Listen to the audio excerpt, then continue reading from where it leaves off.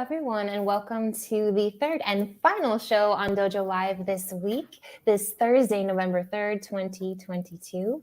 My name is Kim Blantis, and it's my pleasure to be co-hosting along with America Guerrero today. Hey, Joe. Hey, Kim.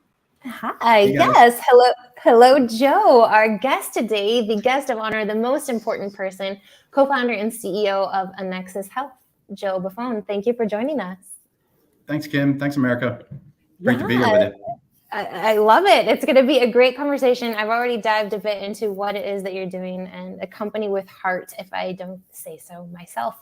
But before we get into the details of Annexus Health and how that applies to patient access, let's talk about you a bit, Joe. We'd like to get to know you, your story, your passion, your background, and all that's sort of led up to where you are today. Thank you.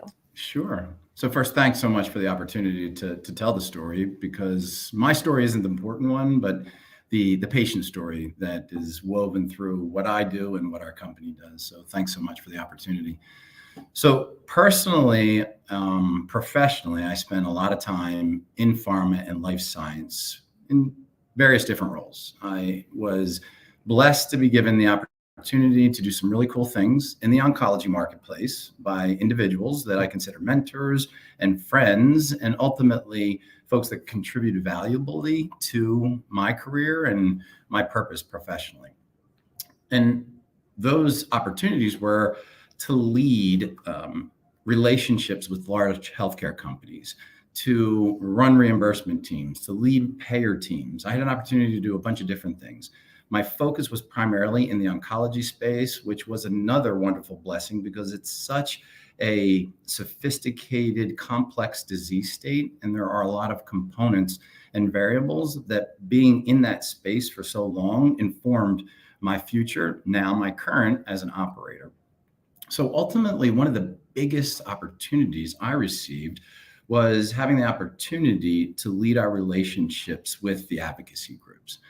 And so a combination of my personal history with family members and their cancer journey, and that experience of watching people contribute so much of their time and energy to patients and their journey in a disease state like oncology was moving. It was moving, and it started to really form a purpose inside of me. And at the appropriate time in 2009, I stepped out of life science and became an operator with a great group of individuals, another company before Annexus Health. And we did some really cool things in the access space, really trying to improve how patients get access to the care they deserve in the oncology space. During that time, I met my co-founder, Brad Frazier, and that was another super significant moment because we started to come together around gaps and opportunities in the space. And we spent years working together at two separate companies where our companies were doing work together. And then personally, whiteboarding, discussing, hanging out, and thinking and talking and writing down what ultimately today is Annexus Health. So the professional journey was one of many blessings and many opportunities that I probably shouldn't have received if it wasn't for really cool people willing to take a chance on me. And then the other big moment was the opportunity to really collaborate and work together with my friend and co-founder, Brad Frazier. That's beautiful. I think you're throwing out a lot of really key words there that might not come to someone's mind when they first think of oncology, right? You're talking about blessings, relationships, opportunity, right? And so I think I love already the message, I think, of hopefulness that you're presenting. So let's talk a bit more about Annexus Health and what this patient access journey is. Who are you? What do you do? And what exactly is the problem you're solving? Yeah, so Annexus Health, let me tell you what we want to be in future state. What we want to be is the enterprise platform, the fourth enterprise platform that sits alongside the other three. So the three main enterprise platforms at provider organizations is the EHR, it's the revenue cycle management system, and it's the pharmacy dispensing software. They all have different purposes, but the purposes aren't to handle the administrative and logistical burden or items of the patient's care journey. So ultimately, provider organizations who are key to the patient journey. Ultimately, as an organization, we believe that if you're not provider-centric, then you're not going to be patient-focused.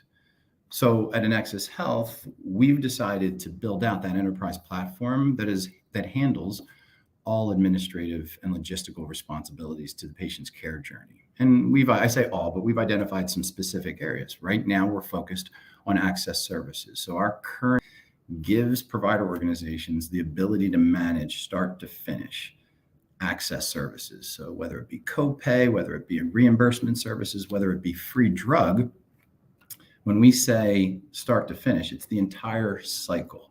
It's not just finding what's available specific to that patient's needs, it's managing and tracking and analyzing. So ultimately the services that are available, the funding that's available is utilized wholly and completely. What we do very differently though, is we do it in a provider-centric way.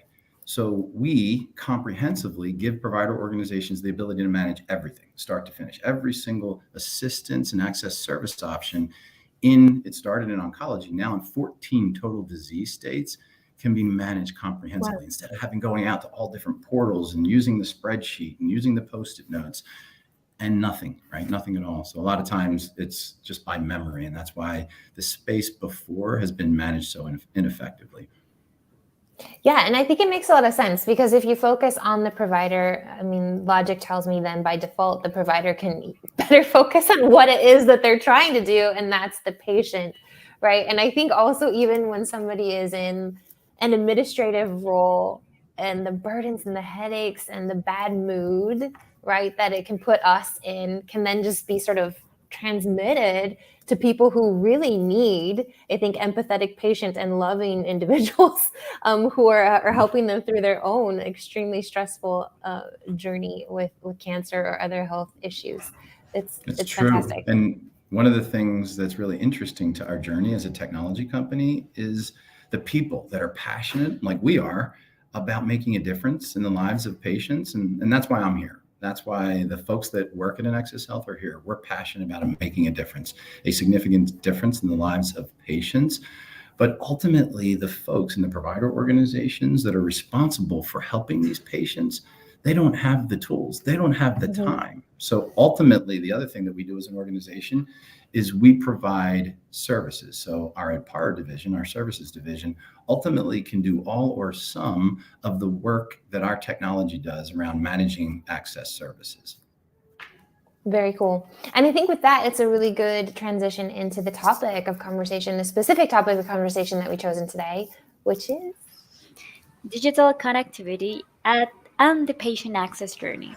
How can healthcare provider organizations and life science companies leverage digital solutions and tech-enabled services to improve access, speed, and adherence to critical care for more patients? So please share it with us, Joe. Why do you think this topic is important for today's show?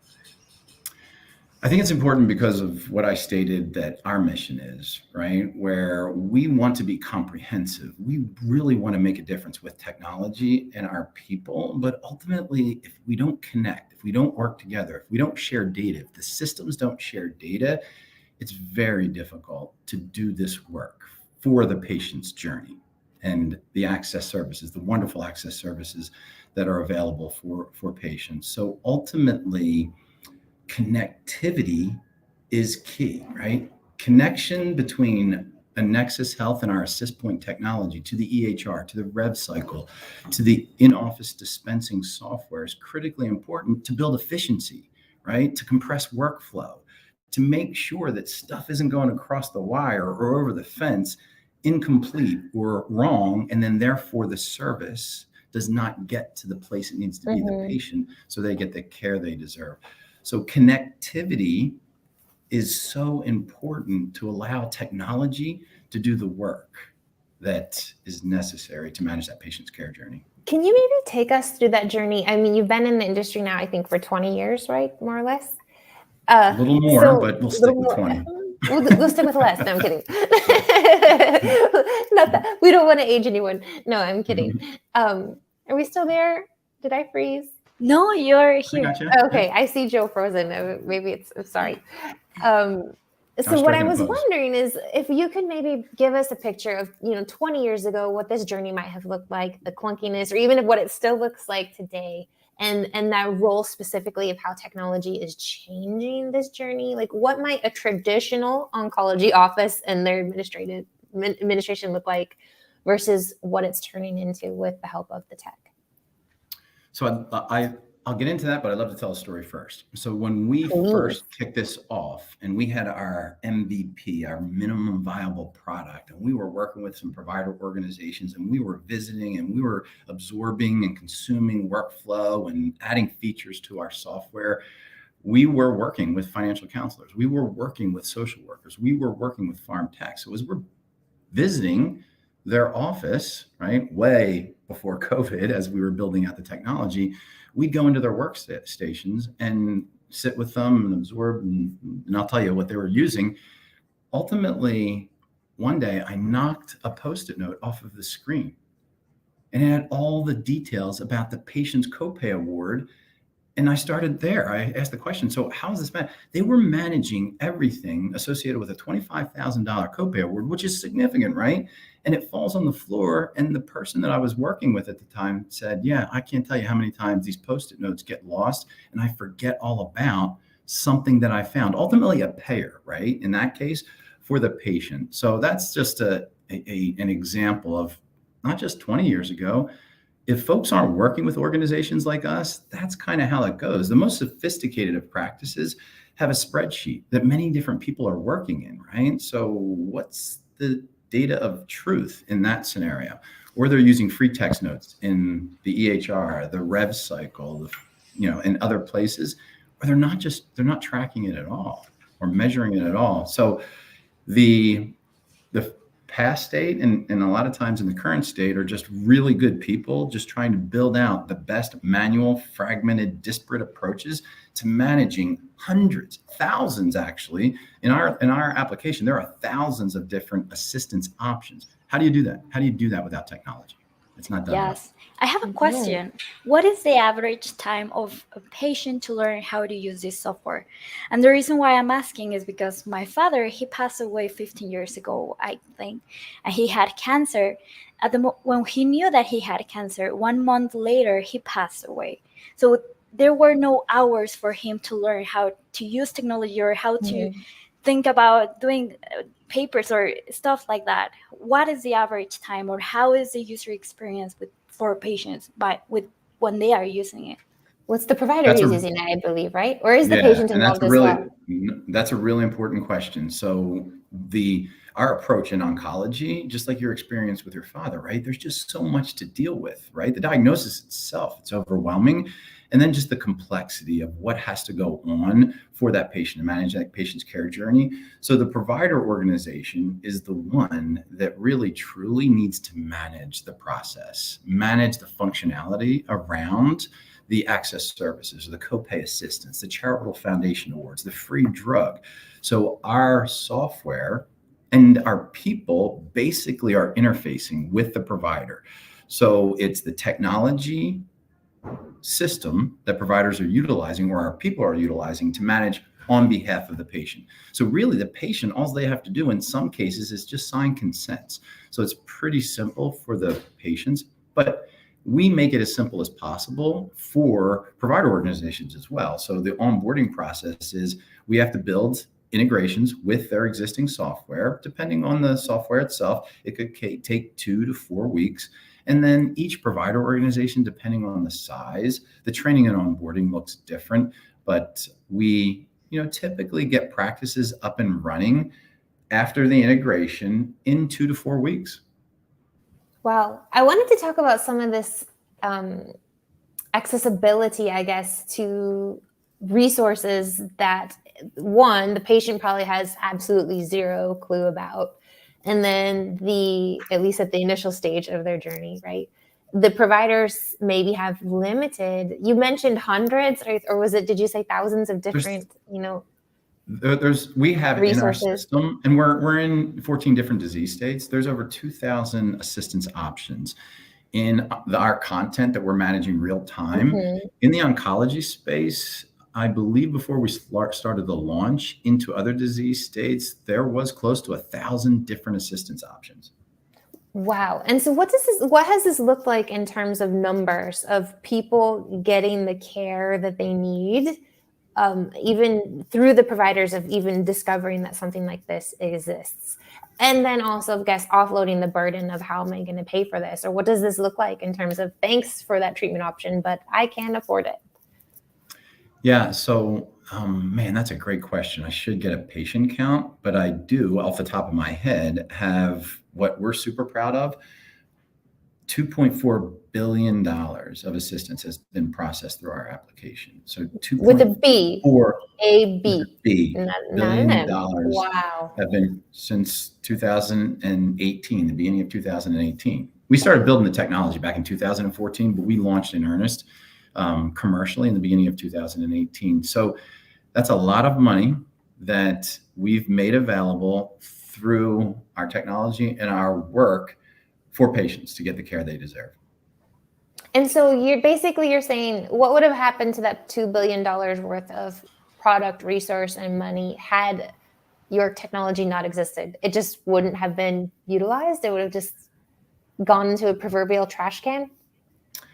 I think that that's probably maybe the worst case scenario when the individual awards are basically approved, but it's a spectrum, right? In a lot of in some cases, right, there's an award that is approved and it's never utilized because there's nothing there set up in the provider office to understand they have to bill against it and what have you.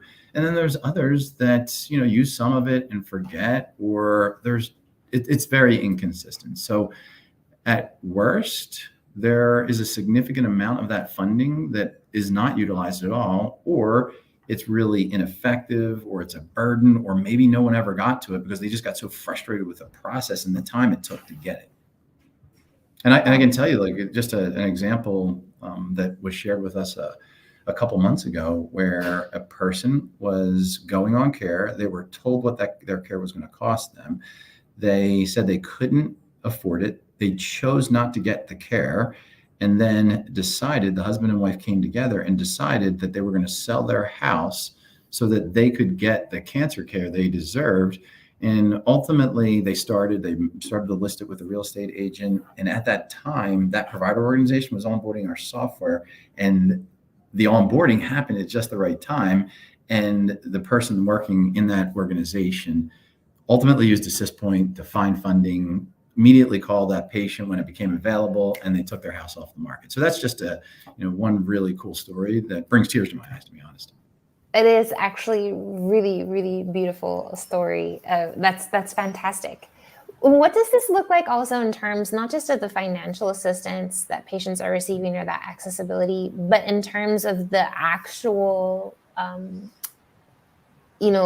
curing and the medications? Is this helping them be able to better adhere to what they need to get better?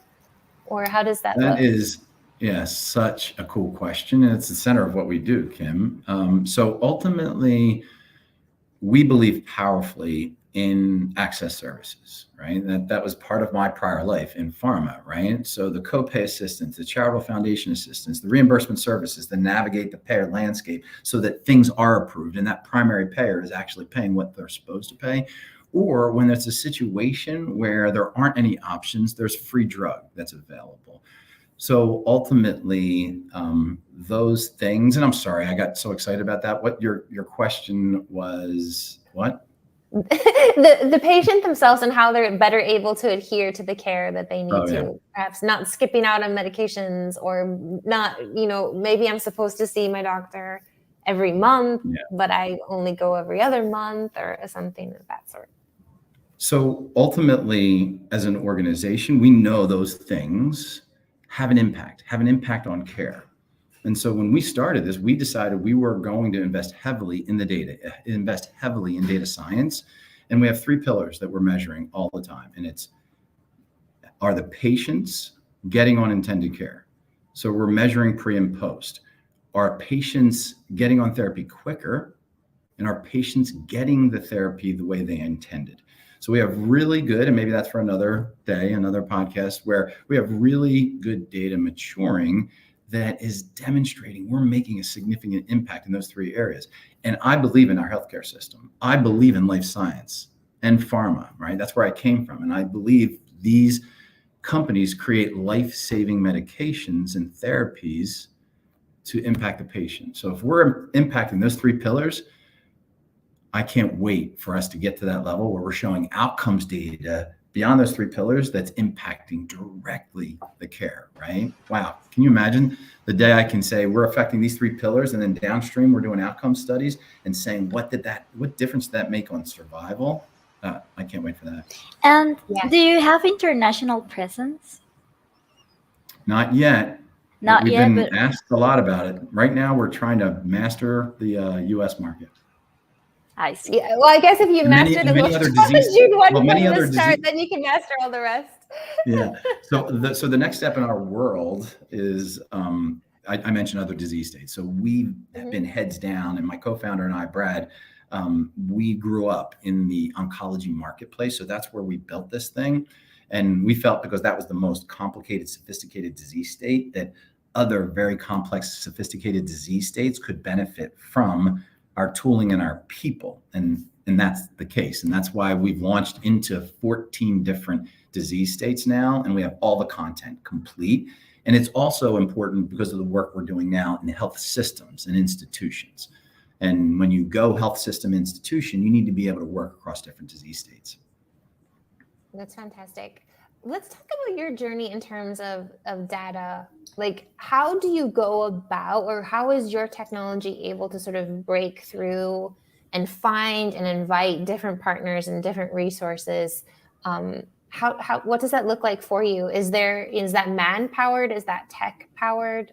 How are you growing? So ultimately, we have wonderful strategic relationships in this space with healthcare organizations that ultimately understand our value and are promoting us to provider organizations. We have a sales and marketing team that's focused on that, and we have a wonderful word of mouth referral network, right? Because we're doing such amazing things. And ultimately in the oncology space, I don't know if you guys know this, but it's still a buy and bill environment, right? For the medical side, the infused side. For patients that get oral chemotherapy, oral therapeutics, a lot of provider organizations, most provider organizations now have their own dispensing pharmacy. So it's really important for them to be able to manage all of this. So when we're doing it really well, word of mouth is super important for us and as we grow. So as we grow, there's minimum requirements, and minimum requirements are we're connecting to your EHR, your rev cycle system, your pharmacy dispensing software. So that's a requirement. Now, I can tell you one of the coolest things that happened in this space in our journey was interoperability. Started as meaningful use way back in 2011, but interoperability, when it was announced, I believe in 2020, right? And we had a lot of stuff going on. So there's really not a whole lot of carrot and stick going on with the beginning of meaningful use around EHR. But I can tell you the federal government stance, no matter what we think about the federal government and how things have been, this is one of the most powerful things that they've done in healthcare. And it's breaking down walls for us. So when we go to these large EHR and these large revenue cycles that before wanted to put walls around their data because they saw value and they saw dollar signs, ultimately we have the federal government saying, nah, this is all patient care. This is all patient data, right? It's not your data. So we have to communicate. We have to share information through standard APIs. That has been groundbreaking for us. Like, we don't have to fight those battles anymore. It's interesting, right? If you say the federal government says you got to do this, people listen because they talk to their lawyers, right?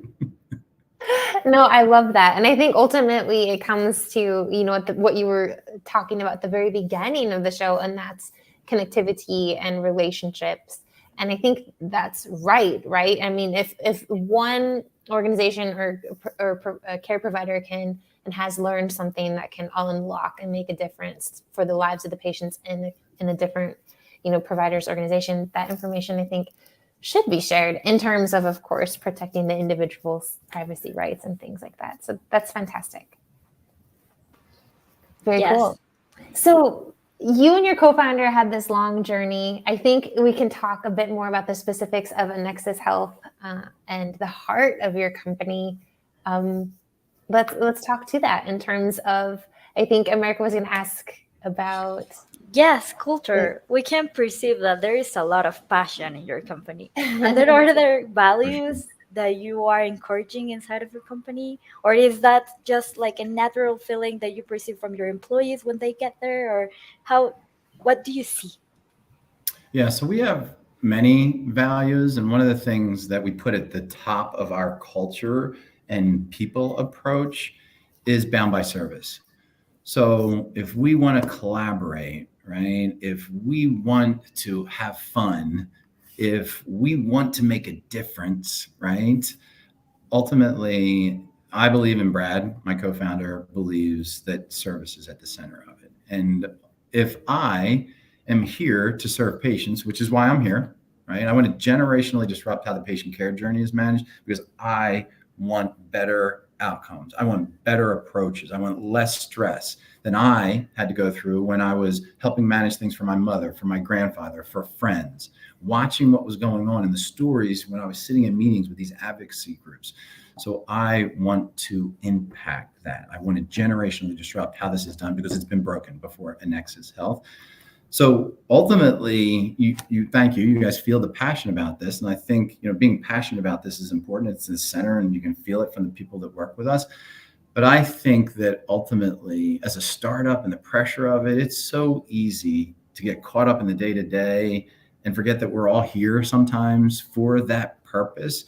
And if we keep refocusing on how do I serve the patient, or how do I serve my teammate, how do I serve across functions, because we started as a really small company. We're still a small company, but we're around 200 employees, and it looks a lot different than 15, right? A few years ago. Mm-hmm. So ultimately, it's so easy to get siloed, and silos were gross to me.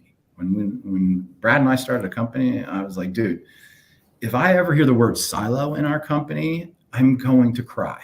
And so ultimately, when stuff like this happens and you start to grow, you start to feel it. So I think we just always refocus ourselves back on serving one another, serving the patients, serving the market, serving our customers. So I think that's at the center of what we do. I think that's a really beautiful sentiment. It reminds me of something that I was told many years ago, back in my university days. And it was about service. And I think sometimes it's challenging and hard for us as individuals, whether, it's our pride or whatever it might be, is to allow someone to serve us, right? And I think sometimes we always feel like there has to be this outpouring of, I need to serve. But I think the reality is, and this was the quote, it says, I will serve you by allowing you to serve me. And I think that humility in that sense of, being humble, I think is really important. And so it's when somebody extends that hand of service to us, we can serve them by accepting it. And I think that that's something that your patients and providers and the technology, can really lean on. That's so interesting. And I think about it from the patient stories that I've heard. One of the things that we battle in the space is perception, right? Mm-hmm. Or old habits. And often the workflow that exists around financial assistance and other access services is very proactive, very reactive, right? So it's until the patient comes and says, I can't afford this, or they're really upset, or somebody hears a story about, foreclosure or bankruptcy or putting their house up for sale, or a payment's not made. There's a patient responsibility that, hasn't been, paid for. That's not the way to do it, right? Mm-hmm. And sometimes if you are proactive and you have a conversation with a patient, immediately they are like, oh no, you can't do that for me. I should be able to figure it out myself. So we a lot of times are educating on not just being proactive, on the approach to being proactive. Yeah. And I love that. I'm going to use that with our folks, right? Just talking to patients and saying, just be open to let us serve you, right? That's really cool. I love that. Yeah, serve me by letting me serve you. Yeah, and it's a beautiful sentiment. And I think what I hear that you're doing, your technology allows, is that sense of accessibility, that empowerment of, I don't have to feel numb anymore. I'm imagining that the people who work in the private providers are always, dealing with these different types of things, and hear these stories again and again. It can be like, and it's sort of like when you watch the news and everything seems bad, and then you feel this sense of numbness, or like, what am I supposed to do? I'm just one person. But to be the individual who's like, oh my God, I just got connected with Annexus Health and I found out about this resource for you, like, take your house off of the market. That is a really good day. And then not just for the person who doesn't have to sell their home, but for the individual who got to be the bearer of such amazing news. We get to work with some really cool people that are doing this because they love serving patients. They love making a difference. So you're absolutely right. Beautiful. Well, thank you so much, Joe. Unfortunately, we are at the end of our half hour today. It's been wonderful learning your story, the Annexus Health story, and of course, the positive impact that you and your platform and your technology is able to have in the lives of patients and their providers. Thank you very much, and we wish you nothing but success in the future. Thanks so much for having me. This has been fun. Yeah, hang on just 1 minute before we go off air. Before we do, I would like to remind our viewers that we do have our recap show on Monday morning. We're going to talk about Joe's shows, and the other 2 shows from this week, our opinions, and give you that little fun recap of how that went down. And of course, introduce next week's shows. We've got 2 coming up on both Tuesday and Wednesday with Yellow AI as well as Paddle, right? We'll be talking about the evolution of conversational AI and payments and billings, and choosing financial stacks that work for SaaS. So don't miss it. Monday, 10 o'clock a.m. Pacific, right here in Dojo Live. Thank you, Joe.